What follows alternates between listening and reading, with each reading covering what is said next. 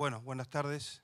Ante todo, agradezco a Presid la posibilidad de estar acá conversando, saliéndonos de un tema técnicos. Justo en el viaje para acá vine con un experto en qué pasa con los pastos cuando se inundan, digamos, ¿no? O sea, un microtema técnico que no me alcanzaron las 3 horas de viaje para enterarme todo lo que hay de tecnología detrás de esas cosas. Pero mi vida, que comenzó siendo con una ciencia muy dura, que es la ingeniería electromecánica, orientación metalúrgica, o sea, nada que ver con el software, sino más bien con el hardware, transitó por desarrollar instituciones educativas, en general universitarias, como es la Escuela de Negocios IAE y la Universidad Austral, y que tuve la suerte en la vida también de ayudar a lanzar otros proyectos que hoy son muy fuertes en distintos países de Latinoamérica, y desde fin del año pasado, comienzo de este año, estamos viendo si podemos repetir el tema en África. O sea que Angola es nuestro destino. 2 cosas no pude ver: la vaca, porque me dijeron que se la comieron, la que llevaron a Angola, y la máquina, que no la pudieron hacer arrancar, pero como sobra gente la llevaron empujando a no sé dónde, y finalmente alguien del gobierno la compró, simplemente para sacarla de donde estaba. O sea que si llego a verla, les mandaré una foto después, o sea, porque para mí sigue siendo un misterio. ¿Y qué significa esta carrera? Primero, que normalmente cuando uno da el currículum no da el dato más importante, que más allá del estudio y los proyectos y todo lo demás, en la medida que pasan los años uno se da cuenta que el proyecto más importante raramente lo menciona. Y el proyecto es que estoy casado hace 35 años, tengo 10 hijos y tengo una familia que crece y se desarrolla y todo lo demás. Y que además soy productor agropecuario, no porque mi profesión me haya permitido comprar algo o hacer algo, sino porque viene de una herencia de familia, de parte materna, y como todas las cosas que tienen que ver con las empresas familiares, o se arreglan por las buenas o la biología lo termina arreglando. Porque al final uno dice, vamos a esperar qué dice el abuelo, hasta que el abuelo no dice nada más. Entonces, y ahí se produce la transición de la empresa familiar, o sea que no queda más remedio. Entonces, mi padre siempre, como decimos, fácilmente en el campo, y se entiende a los más viejos, nos echó flit, porque decía que el campo no era negocio y que había que huir de la tragedia de ser productor, pero un día Dios se lo llevó rápidamente en un accidente de auto, siendo relativamente joven, y hubo que hacerse cargo, con lo cual, gracias a Dios, la cultura recibida durante muchos años de lo que hay que hacer y todo lo demás, nos permitió seguir con la operación, que gracias a Dios, más allá de inundaciones y problemas en la cuenca del Salado, va demasiado bien en función de quienes le toca ser dirigentes, digamos, de esa explotación. Entonces, mi vida es management, ingeniería, pero también es una vida familiar plena, es también ahora el agro, es ayudar a formar gente en otros países. Entonces, sí, evidentemente, estoy muy cerca de una crisis de identidad, digamos. O sea, porque uno dice, bueno, y entonces a ver este tipo, ¿qué es lo que se dedica realmente? ¿Qué es lo que hace? Como dato, simplemente para que si lo quieren googlear, he escrito ya 10 libros, 2 más entran en publicación este año, uno precisamente sobre el tema de familias empresarias, que lleva ese título, de la empresa familiar a la familia empresaria, y el otro es un gran proyecto, el mejor proyecto de familia empresaria que he visto en la Argentina, que es uno de la familia Roca, con una inversión de 50 millones de dólares en la mejor escuela técnica prácticamente que tiene Sudamérica, ahí en Campana, Ruta 9. Cuando pasan Campana, camino a Buenos Aires, sobre la derecha van a ver al lado de un barrio obrero una construcción monstruosa. Esa es la escuela de 50 millones de dólares que hoy forman los mejores técnicos del país. Y ese es un proyecto de familia, es el proyecto que más motiva a la familia Roca, que está distribuida por todo el mundo, los dueños de Techint, por decir así. ese es un libro que me han pedido que escriba para ellos y que seguramente en la última etapa del año va a salir. Y este es el motivo de la charla. Me dije, no me voy a mover más, no porque no quiera, sino porque tengo un problema de que me habían dicho que la cámara si no, no me toma. Tampoco se pierde nada, o sea, pero vamos a respetar el trabajo de los demás, ¿eh? El objetivo de la tarde de esta reflexión es precisamente el que dice el título. ¿No llegó el momento de hablar menos de la empresa familiar y hablar más de la familia empresaria? ¿Por qué la palabra empresa o el concepto empresa es más fuerte que el de familia? Porque a veces la empresa es esto, es una joyita, la hizo mi abuelo, la estamos gestionando ahora nosotros, y lo que tenemos que hacer es adaptar la familia a la empresa. ¿Y si es al revés? Normalmente las familias crecen más rápido que la empresa, con lo cual hay que ver quién se tiene que adaptar a quién. Y entonces yo les diría que antes de seguir con esta introducción y ver cómo vamos a manejar estos minutos, piense cada uno, 30 segundos nada más, 3 cosas. La primera es, ¿por qué están sentados acá? ¿Qué les preocupa del tema? Porque muchos pueden decir, bueno, el tema me gusta en general, pero tiene que haber seguro una preocupación dentro de ese tema general que más los preocupa. ¿Cuál es? Ténganla cada uno disponible rápidamente. Segundo, ¿qué cosas en relación con la familia y con la empresa no les gustaría que les pasaran en el próximo tiempo? Porque uno dice, bueno, hay muchas cosas por hacer, pero ¿cuál es la que seguro no me gustaría que pase? Y esa también tiene que tenganla en algún lugar de la memoria. Y la tercera es, acá hay una fuerte dispersión de edades, pero la pregunta vale igual.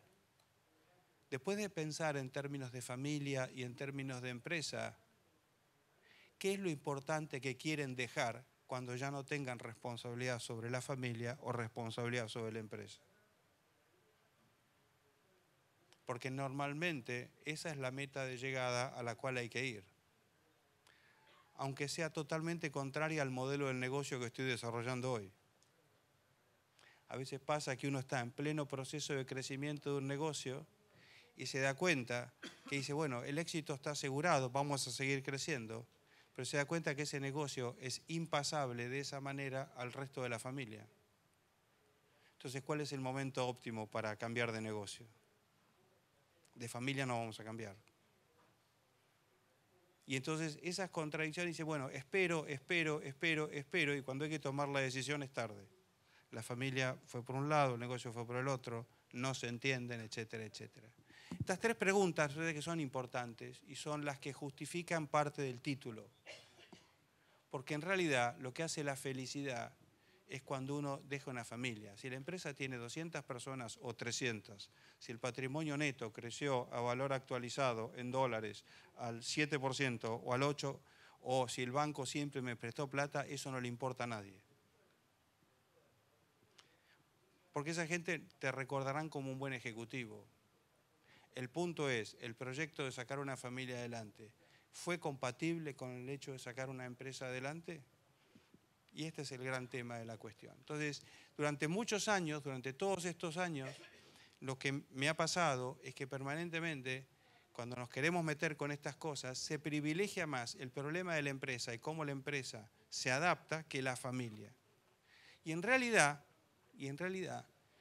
lo queremos hacer al revés. ¿Y cuál es uno de los elementos centrales de esto? Que lo relevante es la trascendencia. ¿Qué es lo que nos trasciende? Porque lo importante es qué es lo que nos trasciende, qué es lo que nos dejamos, qué está más allá. Eso es lo valioso. El resto es un problema de cuentas bancarias que no nos trascienden, se terminan. O se fusilan o quedan en un trámite con un abogado que se fagocita la plata encima. O sea, hay cosas mucho más importantes que nos trascienden. Y creo que en este mundo de los negocios, en donde hablamos tanto de eficiencia, de rentabilidad, de exigencia, de crecimiento, aquellos que están relacionando el negocio con la familia con el negocio, tienen que tener la capacidad de estar mirando un poquito más allá. Si no se tiene esa capacidad, lo único que pasa es que uno se va chocando con los problemas. Entonces, como me parece, recién al presentarme se decía, mi preocupación es la dirigencia. En Argentina hay un serio problema de formación de dirigencia. Pero no es solamente un problema de formación de dirigencia. A veces da la sensación de que nos falta cariño por lo que somos y por lo que hacemos.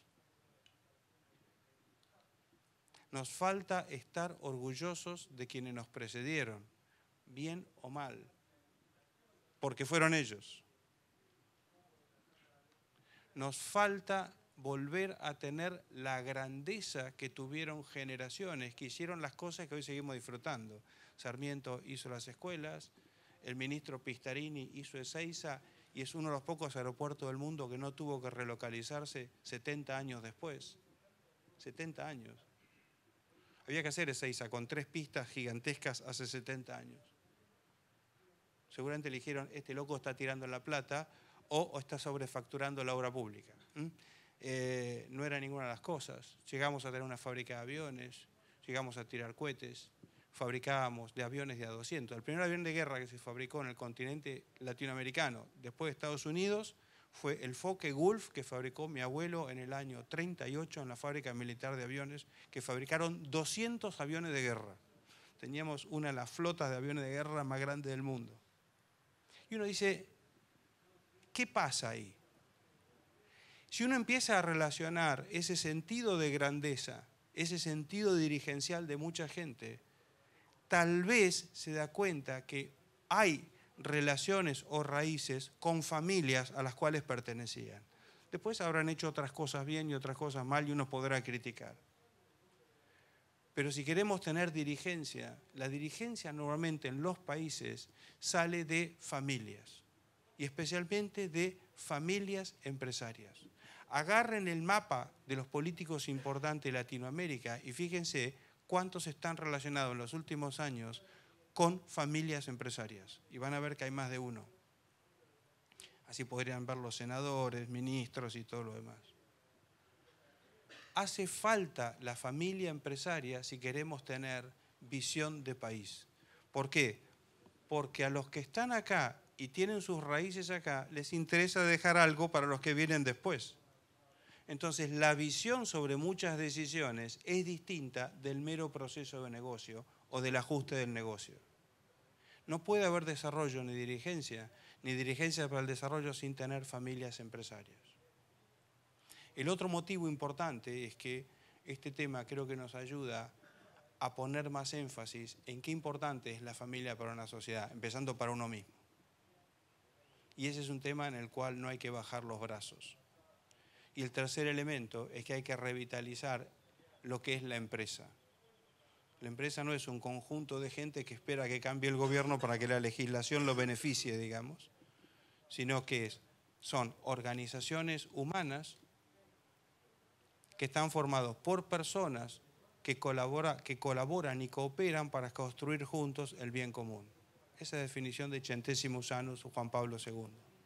Conjunto de personas que libremente colaboran para construir el bien común.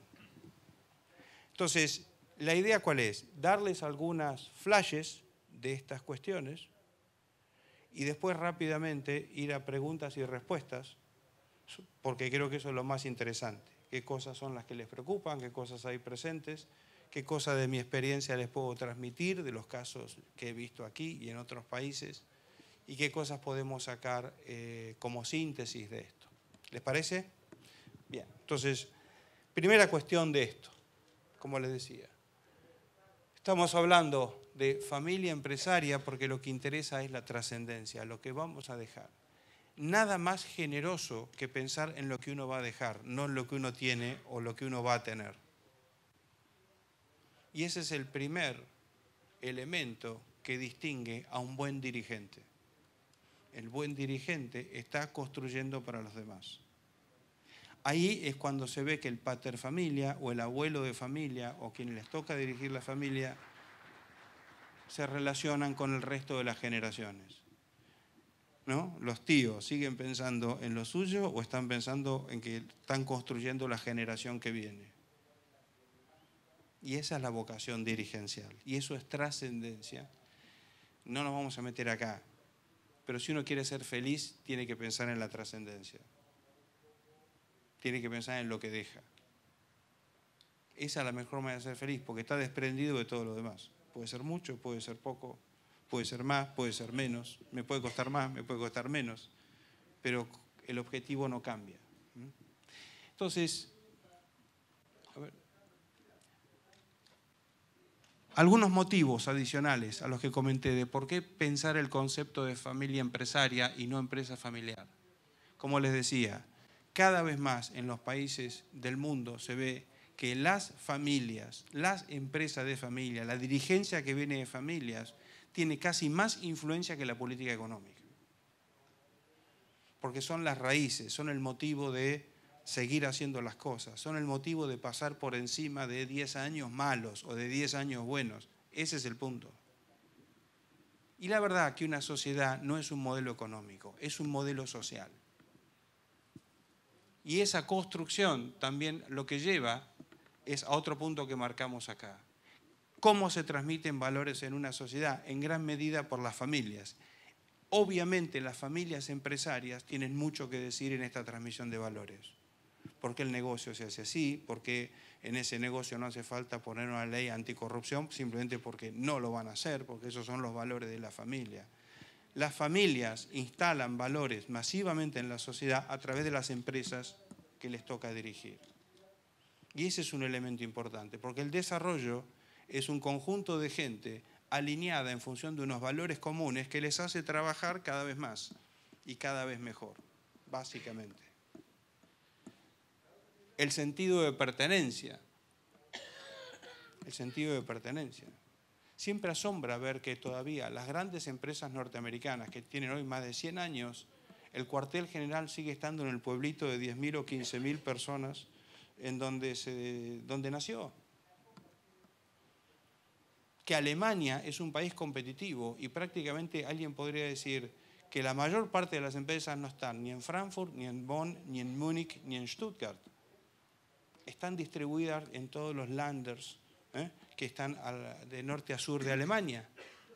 ¿Por qué? Porque son familias empresarias que tienen como objetivo tener la mejor competitividad para que su región sea la más competitiva del mundo. Entonces, eso lo que hace es fortalecer el sentido de pertenencia, el tema de la continuidad.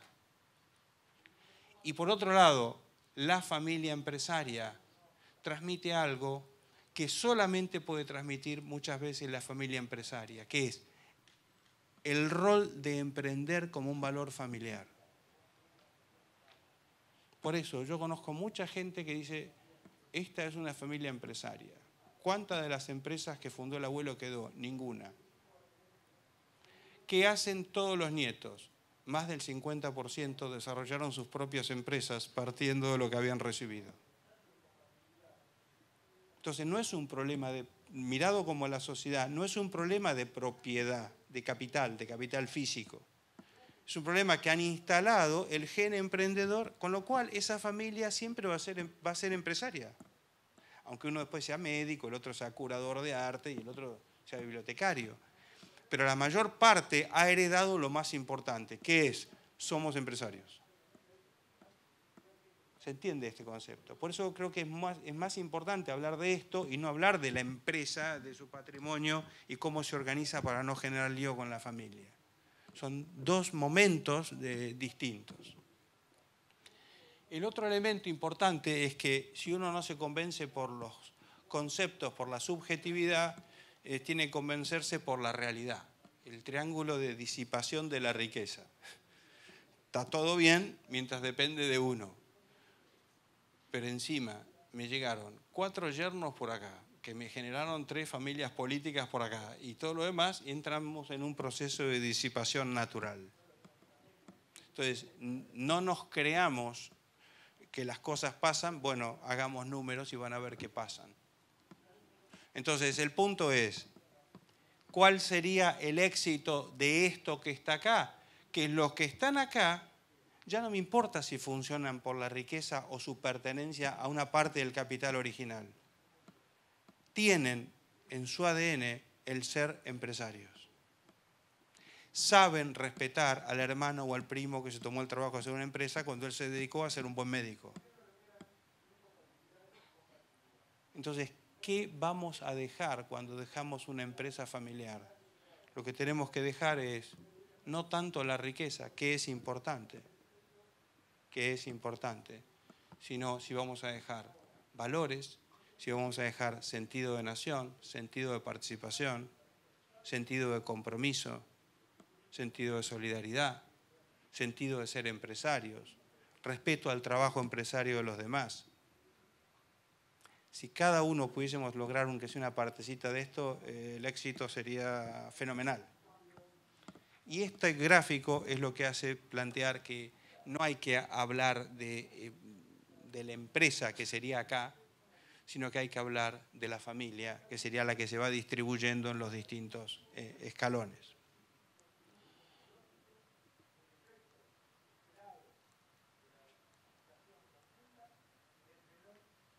Entonces, ¿por qué? Y con esto cierro esta parte. Para preservar la familia como familia y especialmente como familia empresaria.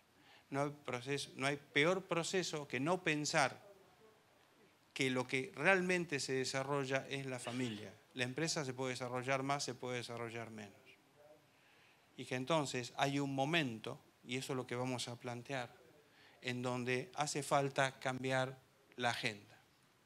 ¿Por qué? Porque pasar de la empresa familiar a la familia empresaria en realidad es un itinerario, no es que hay un momento. Lo habitual es, hay un emprendedor, el emprendedor genera una empresa, ¿no es cierto? Hasta por un ciclo biológico empieza a crecer la familia, papá, eso ya lo han visto, lo han leído 1000 veces. El punto es, ¿cuál es el itinerario que dice en algún momento, me tengo que preocupar más por la familia que por la empresa? Y nuevamente, ese itinerario tiene 4 etapas, que son las que desarrollamos en profundidad en el libro que va a salir publicado el mes que viene. Una es motivación y convencimiento que lo que acabamos de decir vale la pena. Si no tiene sentido lo que acabamos de decir durante 10 minutos, olvídense tiren todo esto a la basura y olvídense del asunto. Y vengan a ver mañana esa conferencia apasionante sobre qué pasa con los pastos cuando se inundan. O sea, y olvídense de esto. Motivación y convencimiento de esto. Hay que estar convencido, porque normalmente mis colegas consultores y mis colegas profesores no están tan convencidos y lo que tratan de hacer es fortalecer muchas veces la empresa y que la familia moleste poco, cuando es exactamente al revés. Como verán, no es políticamente correcto y destruiré la filmación después, simplemente para poder seguir entrando a ciertos lugares. Lo segundo es que el proceso que vamos a vivir no es un proceso técnico, sino que se fundamenta en valores y cultura de la familia que estamos construyendo y la que queremos consolidar. O sea, que el herramental técnico que se vaya a aplicar de organizaciones, comités, comisiones, grupos de trabajo, lo que sea, no es un objetivo técnico el que tiene. Lo que tiene es un objetivo mucho más importante, que es construir la familia a partir de lo que nos interesa que sean sus valores y cultura. Una vez que estas 2 etapas están vistas porque las tienen que ver, comienza el proceso de organización y gestión ¿de qué? De la familia. ¿Tengo que crear un consejo de familia? ¿No tengo que crear un consejo de familia? ¿Tengo que poner en debate la educación de los nietos o no tengo que poner en debate la educación de los nietos? ¿Es un problema de toda la familia o es individual de cada uno de los chicos? Porque si va a haber relación con el negocio, hay una parte que es individual, pero otra parte no es tan individual. Y este es un debate que se tiene que dar. Y nos vamos a meter un poco más en detalle ahora. Y una vez que tenemos esto, viene la última, que es, como todo va a seguir creciendo y algunos no van a estar, hay que tener la gestión del patrimonio y el espíritu emprendedor de la familia muy bien asociados y muy bien alineados. De hecho, uno de los casos que escribimos para el libro es es tercera generación y es la ruptura de un ciclo que parecía inexorable. Era simplemente cómo trabajaban los familiares en la empresa. Y cuando al abuelo fundador se le cayeron unas lágrimas, cuando uno de los nietos dijo, a mí no me interesa trabajar en tu empresa, abuelo, pero es la mejor del país, sí, pero no me interesa. Porque yo quiero ser empresario como fuiste vos, haciendo una empresa. Y el abuelo dijo, yo pensé que este momento no iba a llegar nunca. Esto es lo más importante que me han dicho en los últimos años. Obviamente muchos cientos de millones de dólares maneja ese señor y la familia. ¿Y el nieto qué hizo? Poner en marcha un mecanismo de organización de la familia donde hay un fondo destinado a financiar proyectos de la tercera generación para lanzar sus propios negocios. Entonces, lo que hacen, ¿cuál es? Ponen una gestión del patrimonio no ya en función de la distribución, sino en función de la consolidación de una cultura de empresarios, que tiene que ver ahora con otra cosa que se dan cuenta que no la tenían, que es aquellos que quieran llegar al máximo nivel de sofisticación educativa, la familia se los paga, aunque sus padres directos no. Por ejemplo, alguno gana una beca para hacer un PhD en Estados Unidos. Bueno, esa familia, el abuelo y los demás construyeron el capital para que eso sea posible, aunque los padres directos no. ¿Por qué? Porque le va a hacer bien a la familia. Le va a hacer bien a toda la generación, que cada uno llegue al máximo de sus posibilidades. Y que ese llegar al máximo de sus posibilidades es un tour de force de toda la familia, no es solamente individual. Por eso, fíjense que no estoy hablando de voluntarismo, estoy hablando de que al final hay que llegar a tomar decisiones. ¿Cuál es el patrimonio? ¿Cómo se maneja? ¿Cómo se divide? ¿Cómo lo aplico? ¿De qué manera esto lo regulo entre todos los demás? ¿Qué parte es solidaria? ¿Qué parte es cooperativa? ¿Por qué cuesta meterse con estos temas? Porque son temas ríspidos, son temas que no son fáciles, son temas que si hay 7 hermanos, hay 7 o 14 personas, porque cada uno estará casado, ¿no?, que van a opinar sobre todo esto. Entonces es como que lleva muchas horas y es como muy agotador. Ahora, es fantástico lo que pasa cuando la familia descubre diciendo, bárbaro, pensábamos que solamente era un problema ahora de distribución de dividendos y que cada uno hacía lo que pueda, y resulta que es un relanzamiento de la aspiración de la familia en la tercera generación, donde ya entonces la empresa original no juega tanto el rol de desarrollo, más bien lo juega el patrimonio que pudieron sacar de esa empresa para empujar el desarrollo de esta tercera generación. Cambia enormemente, o sea, cambia el foco. Entonces es un itinerario. Insisto, el itinerario es motivar y convencerse. Siempre todo lo que hagamos es fundamentado en valores y la cultura que ese grupo que es familiar quiere tener, que después hay que ponerle cabeza para empezar a organizar y gestionar la familia. Por eso una de las claves del momento es, si así le dediqué a lo mejor 6 meses para encontrar al nuevo gerente general de la compañía, ¿cuánto más tiempo le tengo que dedicar si quiero hacer un protocolo familiar que estén todos presentes? Para que no se pelee la siguiente generación. Le tendría que dedicar 12 meses. O que el gerente general lo busque un headhunter.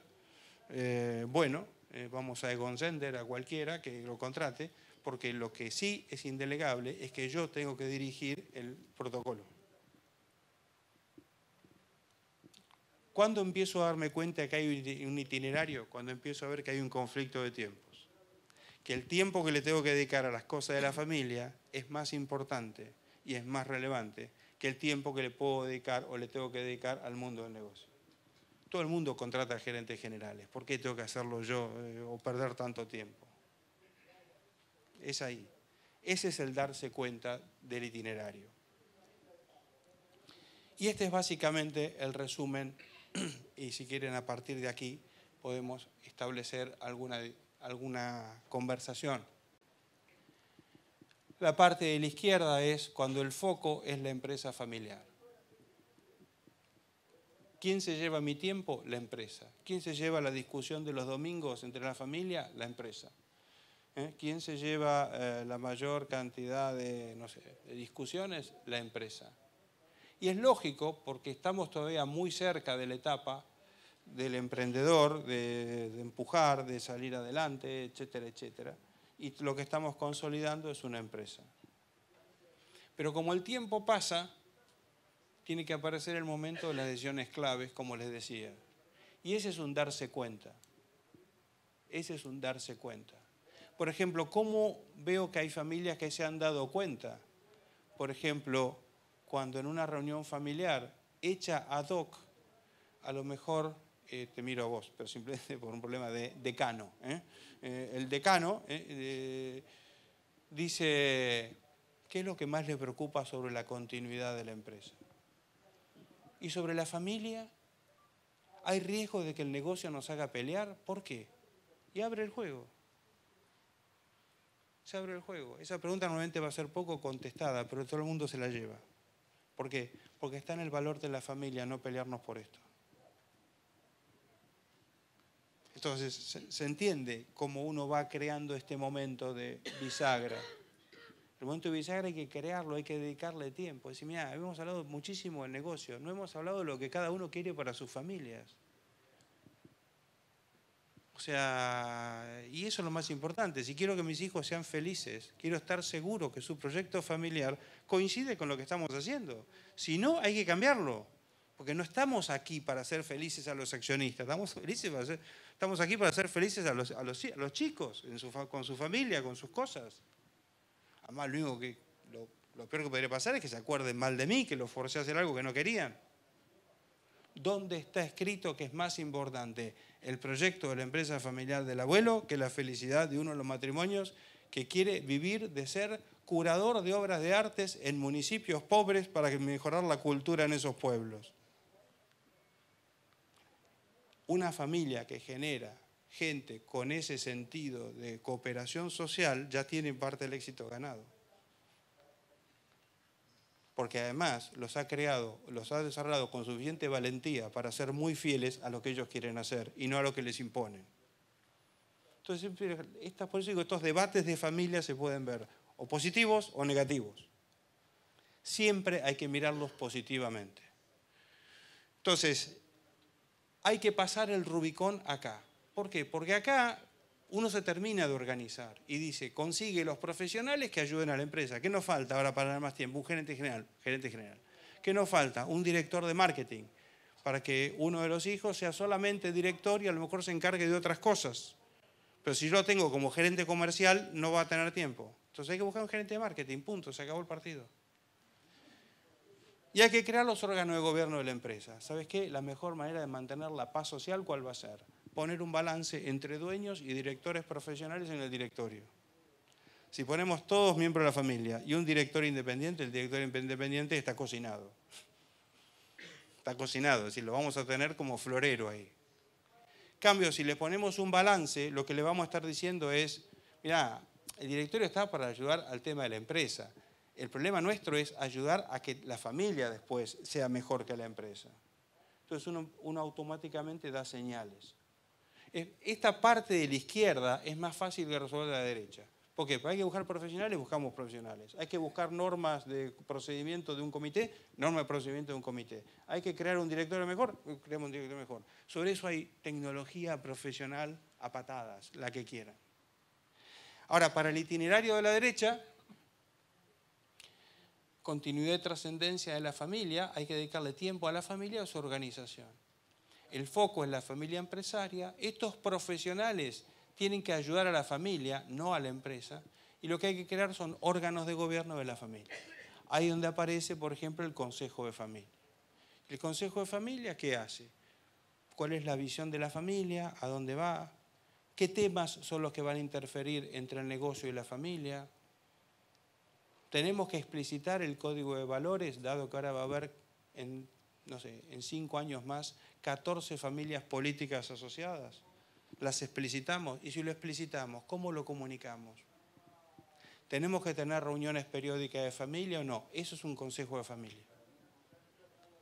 Si hay que hacer si alguien de la familia tiene un accidente o le pasa algo o lo que sea, o queda medio en la vía por lo que sea, ¿la familia sale en su ayuda o no? ¿De qué manera lo transparentamos y blanqueamos para que haya equidad y no haya murmuraciones? Eso es un buen consejo de familia. Un buen consejo de familia se mete en los problemas de la familia y hace que la resolución de los problemas de la familia no generen conflicto entre los miembros de la familia. Todo es bueno. Hay patrimonio, hay unidad, se conocen todos quieren ir para adelante. No nos peleemos por estupideces. Ese el fondo esa es la cuestión. Listo. Entonces voy a hacer caso acá, por única vez. Entonces, 2 definiciones, y si quieren nos metemos con preguntas, porque quería al final hacer un comentario. Una definición que nosotros resaltamos en el libro es: lo que determina que una familia sea empresaria o no es su capacidad de replicar el logro empresarial que tuvo la familia en otros sectores y situaciones. Por esta razón, cada vez toma más fuerza la formación de los hijos para la continuidad y fortalecimiento del patrimonio por encima de la formación para la continuidad de la empresa familiar. En algunos casos, el patrimonio, además, el pater familia decidió que el 90% ya ni dependa de los hijos. Le hace Warren Buffett, cuando dejó en la ruina a sus hijos, le dejó 50 millones de dólares a cada uno nada más, y los casi 20 billones de dólares los donó al sistema educativo norteamericano. Y dijo: mis hijos están bien entrenados, saben mucho y tienen 50 millones de dólares. Que hagan lo que puedan. Yo no estoy acá para hacer rico a mis hijos, sino para mejorar Estados Unidos. Y donó toda la plata al sistema universitario norteamericano. ¿Por qué es importante una familia empresaria? Porque cuando esto lo hace un dueño y plantea esto, la gente dice: caray, esto de tener dueños que manejan sus cosas así es muy importante. Es muy importante. Este es Warren Buffett. Características distintivas: el rol de la trascendencia, el legado, la cohesión y la unidad interna, el compromiso, el impacto activo y desde la familia en el entorno, la custodia de los valores familiares, la reputación externa, el mantenimiento del espíritu emprendedor y la capacidad de creación de valor desde dentro del marco de la familia. Por esto es importante una familia. Estas cosas las puede tener como influencia solamente una familia empresaria. No las puede tener difícilmente una empresa profesional o manejada solamente por accionistas. Se entiende lo del itinerario, ¿no? Hay un itinerario, hay un cuándo se empieza a hablar esto, hay temas que tienen que ver sobre que nos apoyamos en los valores fundamentales, pero hay que ir creando los órganos de gobierno adecuados, y en realidad lo que siempre va a mandar es: ¿por qué estamos pensando estas cosas? Porque estoy haciendo que toda la familia vaya pensando siempre más en lo que va a dejar cada uno y no en lo que se va a apropiar de un patrimonio que muchas veces uno no tuvo nada que ver con su creación. Por eso hay que salir de la discusión de manejar la empresa familiar, que eso es fácil, se consigue el gerente, se consigue los directores, se consiguen las cosas, y empezar a pensar en términos de gestión de familia. Porque eso es lo más difícil y es lo más importante. Si le dedica mucho tiempo a la empresa, se le dedica menos tiempo a la familia.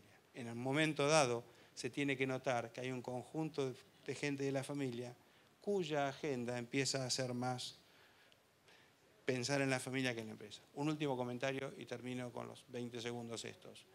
Hoy hay muchas más posibilidades que antes. Piensen ustedes nada más, por ejemplo, la reunión que hace Carlos Slim, o que organiza para hijos de dueños de grandes fortunas. Es una manera de darle visibilidad. Y la pregunta que se hacen en esos encuentros es: ¿qué vamos a hacer con nuestra fortuna? ¿Vamos a ser siempre un conjunto de gente que todo el mundo quiere robar o quiere secuestrar o nos quieren insultar? ¿O vamos a ir creando generaciones que van a aportar al país más de lo que ellos creen? En Argentina hemos ayudado desde el IAE a crear un grupo que se llama Grupo Argentina Mejor. Deben estar las 30 fortunas más importantes de la Argentina. El punto más interesante, ¿cuál era? No se conocían entre ellos, más allá de un casamiento, que siempre van todos. Pero nunca habían hablado qué era la Argentina para cada uno de ellos. O cuando les preguntaban, gente de 40, 45 años, muy importantes, ¿qué vas a hacer por la educación? Decía, no tengo ni idea, yo tengo un departamento de responsabilidad social en la empresa.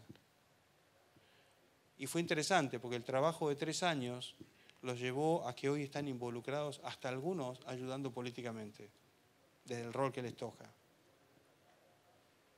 Es muy importante para estas cosas no encerrarse solamente en su familia, sino empezar a encontrar redes. No, acá hay una universidad que tiene una cátedra. Bueno, ¿con quiénes trabaja? Acá hay una red que organiza actividades para pensar temas de familia. ¿Qué hacemos? Abrirse para no estar solamente viendo el único ejemplo que uno tiene disponible, que es el de su empresa, de su familia. Este es el planteo, este es el desafío que yo les quiero dejar. Ahora me encantaría unos minutos, preguntas y respuestas, dudas de ustedes que podamos compartir, que podamos conversar ahora.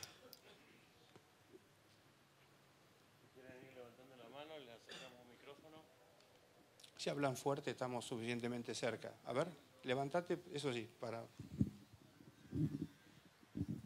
Mi pregunta va a cómo poder hacer para que la generación de arriba, o sea, nuestros padres o abuelos, incorporen esta idea que estás transmitiendo vos de familia empresaria y de gestión de la familia, ¿no? Porque por ahí muchas veces los jóvenes tenemos mucho más claro esto y en las generaciones que nos anteceden se encuentra muchas veces resistencia al cambio o dificultad para entender estos conceptos desde todos lados, ¿no? Desde lo que es la empresa y la familia empresaria. Gracias por la pregunta, porque si querés te digo dónde comprar mi libro después. No, más allá de eso, precisamente lo que uno pretende cuando uno pone un libro es poner un título en debate y decir, ¿para qué diablos ponen este título? ¿Qué me están queriendo decir? Y a partir de ahí se construye un debate, más allá de que tenga 200, 300 o 500 páginas. El tema que vos planteás es uno de los temas centrales. Por eso, a lo mejor, la importancia es cómo se legitima el pedido. Si uno va a decir, bueno, che, hablemos de cómo vamos a distribuir la herencia, evidentemente la discusión es un poquito fría, o sea, complicada. Ahora, si uno va y el planteo comienza a ser, no tenemos ningún ámbito para pensar en cómo vamos a organizar nuestro tiempo de cara a nuestras inclinaciones personales y a la familia. O estamos viendo que se nos escapan oportunidades porque no tenemos un ámbito en donde conversarlas adecuadamente. Entonces uno empieza a poner temas que son lógicos en donde deja de ser una preocupación tuya, pasa a ser tuya de 3 de tus hermanos y 14 de tus primos, si están vinculados. Y entonces lo único que estás diciendo es un ámbito para hablar. ¿Qué pasa si pasa mucho tiempo y no se hace? Comienzan las señales de la siguiente generación, que ¿cuál es? Acá se está pensando más en una generación de patrimonio, en un objetivo personal, y esto nunca va a ser una familia empresaria. Y entonces, ¿qué tenés? La mejor decisión para irte sin pelearte ni nada, de decir, mi proyecto no va por acá. Y esas señales, si no se entendió el discurso, no se entendió el pedido, se empiezan a entender. ¿Qué es? ¿Por qué fulanito no quiere seguir si tenía todas las oportunidades? Porque hay 7 cosas que serían también importantes y no están siendo consideradas. Es un tema de diálogo y muchas veces lo que sí hay que comprender que uno tiene derecho de pedir esos ambientes hasta cierto nivel, porque los que hicieron las cosas hasta ese momento fueron otros. Entonces, bueno, si no lo quieren hacer, es como cuando los másters, cuando se gradúan, me dicen, ¿qué es lo más importante, profesor, ahora para hacer? Gente de 30, 35 años. Digo, mira, como está la cosa en el mundo, anda siempre con la renuncia en el bolsillo. Porque en cualquier momento te van a pedir algo que va a ser border con tus valores o con tu proyecto de vida. Y en ese momento, si no reaccionás rápido, porque ya la renuncia la tenés escrita, lo más probable es que cruces un límite que nunca querrías haber cruzado. Acá es lo mismo. Uno le da tiempo a la familia hasta que llega un momento que uno toma una decisión. En el caso que yo les comenté, del chico este que habló con el abuelo porque quería hacer su empresa, ¿qué pasaba si el abuelo y todos le decían que no? Se iba igual. Iba a hacer su negocio buscando un fondo de inversión que lo apoye. y se iba a perder el resto de la familia toda la riqueza. ¿Entendés? Continuando con la pregunta, ¿en qué momento desde la generación de arriba se pierde el valor del capital social y se adquiere tanta relevancia sobre el patrimonio? Porque, o sea, tiene que haber algún momento donde se genere tanta ambición por perpetuar eso y no el capital social familiar, ¿no? Esas son cosas que se ven y es difícil de decir. A veces ocurren en tiempos cercanos o en tiempos lejanos, pero no, es muy difícil. Hay un momento. Ahora, esas cosas se ven. Esas cosas se ven. Es como cuando los hijos dicen algo sobre los padres. Vos decís, ¿por qué lo dicen? Porque lo ven. ¿Hace falta que yo se los haya explicado? No, pero ven que sus padres se comportan de determinada manera. Así que este es un tema. ¿Qué otra cuestión quisieran comentar o plantear sobre esto? En base a las preguntas, además, ¿se acuerdan que les dije que tengan en la cabeza? Nosotros tenemos en la idea como empresa agropecuaria, es una empresa familiar agropecuaria PYME de hace muchísimos años.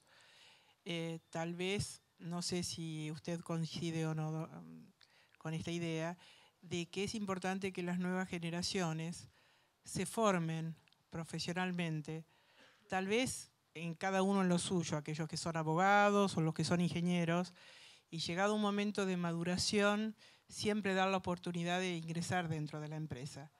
Pero tal vez con una primera etapa de preparación donde les cueste, no por ser hijo de un familiar, tiene un puesto asegurado en la empresa. Damos mucho valor a que estén formados, a que tengan eficiencia y que hayan demostrado su capacidad. O sea, todo el que está ahí, de algún modo, tiene que haber demostrado su capacidad. No sé si esto está errado o pesa más una idea familiar que es más importante el vínculo que a lo mejor en una determinada profesionalismo. No, las dudas que usted plantea son las dudas. En el mundo agropecuario tiene un problema serio, que ese triángulo se diluye rápidamente. ¿Cuántos de los que hoy son empresas agropecuarias, por decir, sector primario, pueden crecer al ritmo de sus familias para que cada uno siga manteniendo su patrimonio? Ninguno. Con lo cual la única solución es cómo crear a partir de lo que hoy es, crear una cultura de familia empresaria. Y muchas veces, sabiendo que eso va a ser de esa manera, lo mejor que hay es, bueno, que pocos sigan participando de la conducción de la empresa. A lo mejor la empresa en un momento dado hay que cambiar la tónica y decir una gran parte del patrimonio tiene que ser para generar otras empresas. ¿Cuáles? Las que los señores que están ahí o familias que están ahí quieran hacer, porque la original no se va a poder mantener. Y si se mantiene, se va a mantener a las patadas o se va a mal organizar, por decir así. Entonces, esa es una de las cosas que tienen el tema de la participación. A veces hay empresas donde uno dice, mira, esto ni intentes en empezar a poner gente acá, porque dado que esto va a tener un ritmo de un decrecimiento, digamos, a medida que pasen las generaciones, lo mejor que puede pasar es que todo el mundo entienda que le debe gratitud a lo que otros habían generado, porque cada uno pudo hacer un proyecto de vida, independientemente de que eso siguió creciendo o no. Son decisiones duras, decisiones difíciles, bueno, de quién va a depender esto y todo lo demás. Pero es así, por eso hay que plantear las cosas a veces con crudeza. Sí es cierto que si uno va a tomar la decisión de que algunos participen en la gestión de la empresa o en algún órgano de gobierno de la empresa, lo mejor es tener un protocolo familiar inicial donde se explicite claramente por qué sí, por qué no, con qué características y todo lo demás. Que no sea de palabra. Nunca, nunca. Métodos hay de todo. Arcor decidió hace un tiempo que no había más gente de las numerosas familias que iba a participar de la gestión. Solamente pueden participar del directorio o de otros órganos asesores externos. Los Roca van por un camino totalmente distinto, dicen. Mientras estén formados y haya alternativas buenas, se meten dentro de la empresa. ¿Cuál es mejor? A los dos les funciona porque los dos tienen políticas muy claras de por qué una es una política y por qué es la otra política y se respetan y se acabó. El punto es que la política esté clara, más que conviene o no es si la política está clara y está consensuada por todos y escrita. Eso es tener órganos de gobierno dentro de la familia. ¿Qué más? ¿Otra pregunta? ¿Alguien quiere hacer otra pregunta? Aprovechando el costo fijo del tiempo que tenemos acá. ¿Qué tal? Yo quería preguntar el tema de consejo de familia. ¿En esto entrarían también las personas que no están trabajando en la empresa, pero son de la familia? ¿Y cómo estaría por protocolo o es algo que...? El consejo de familia es precisamente para gente de la familia. Uno puede invitar ahí algunos veedores externos que pueden ser fijos o circunstanciales en función de la temática o de la problemática que se va viviendo en un determinado momento. Pero los temas no son de la empresa, son de la familia. Ese es el punto número 1. Segundo, hay que asegurarse que la representación de la familia es real. Tercero, hay que asegurarse que lo que hace el Consejo de Familia es abierto, transparente y se comunica bien. ¿Y cuál es el índice de los temas? Estos, los temas. Porque más allá de lo que diga el protocolo lo dijo, pero después el campo siguió creciendo o decreciendo. Y los chicos se dan cuenta que en realidad el que está trabajando afuera va a ganar mucho más en su vida que el otro que se quedó trabajando adentro. Con lo cual ese tema sale del protocolo y pasa al Consejo de Familia. El tema es que estos órganos de gobierno tienen el mismo título para todas las familias. El contenido y las formas, más allá de estas cosas genéricas que digo que sí o sí son necesarias, buena comunicación, transparencia, asesoramiento profesional, que esté legitimado porque todo el mundo sabe quiénes participan y quiénes no, que se sabe bien cómo se renuevan las autoridades, etcétera, etcétera, etcétera. Si todo eso está bien, después la agenda del año, si se reúnen cada 3 meses, cada 8, eso es un problema independiente. Eso no guarda relación con nada. ¿Alguna pregunta más? ¿Alguna última pregunta? Porque me está por echar, así que aprovechen que hay una posibilidad más. No, se ve que el día ha sido largo y ha tenido su historia.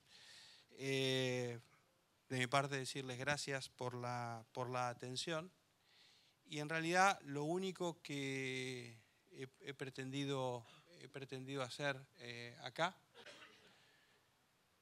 es lograr en estos minutos que esos 2 o 3 temas que les dije que tuviesen en la cabeza de lo que les preocupa, de lo que no quieren fallar, etcétera, lo que hemos discutido haya servido para enmarcarlos un poquito más.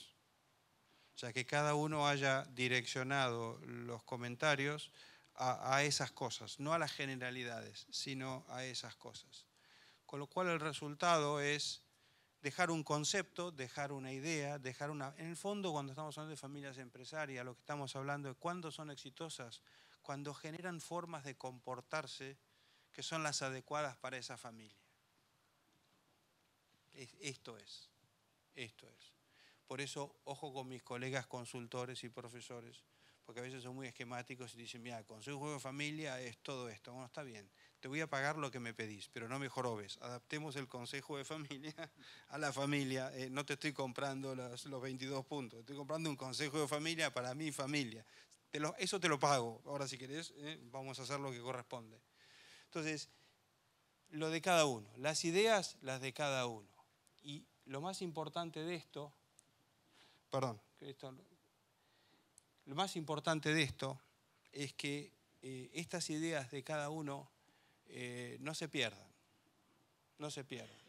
y retengan en algún lugar para hablar con otros miembros de la familia, con otros colegas, en otros lugares, y decir, me empezó a retintinear el tema de pasar del problema de empresa familiar a familia empresaria. ¿Qué sabés de esto? Porque estos temas hay que madurarlos, es decir, no estamos dando una técnica, no estamos dando una forma de hacer, lo que estamos diciendo es una forma de comportarnos.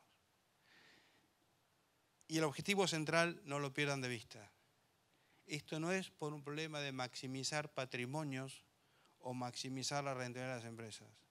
Es porque el hecho de ser familias empresarias es una de las cosas que los va a colmar de más felicidad, porque no solamente estarán haciendo felices a los miembros de la familia, sino que la sociedad toda se va a beneficiar de esa familia sustentada en valores, con objetivos comunes, con transparencia, y que además arriesga parte de su patrimonio para que ese contexto en el cual se trabaja se siga desarrollando. En el libro planteamos muchas de estas cosas. ¿Cuándo se consolidaron algunas familias? Una es el caso de Maestri en Resistencia, los que hacen arroz y pacú y toda una serie de cosas. Cuando vino una crisis, que casi tienen que cerrar la empresa. Y dijeron, ¿cómo sacamos esta empresa adelante ante esta crisis? Si realmente somos una familia que quiere ser familia y hacer que en esta región nosotros podamos hacer más cosas de las que estábamos haciendo. Y de golpe se ven que han creado una familia empresaria. Entonces, más que una rentabilidad, lo que buscan hoy, ¿cuál es? El desarrollo de esa región. Y así estamos ahora, la siguiente etapa de nuestro trabajo es, estamos escribiendo casos en distintos lugares del país, en donde lo más importante es que se comprueba esto, es lo que puede dar una familia empresaria a sus propios miembros y a los demás es mucho más importante que lo que tiene o lo que le dio origen. Y esto es lo que termina colmando de felicidad. Y como estamos tan cascoteados los últimos años y vemos tanta cosa rara, hablar de familia, de felicidad, de trascendencia, de solidaridad, de dejar, es también parte de un lenguaje que puede producir grandes transformaciones. Bueno, muchas gracias, no le quito más tiempo.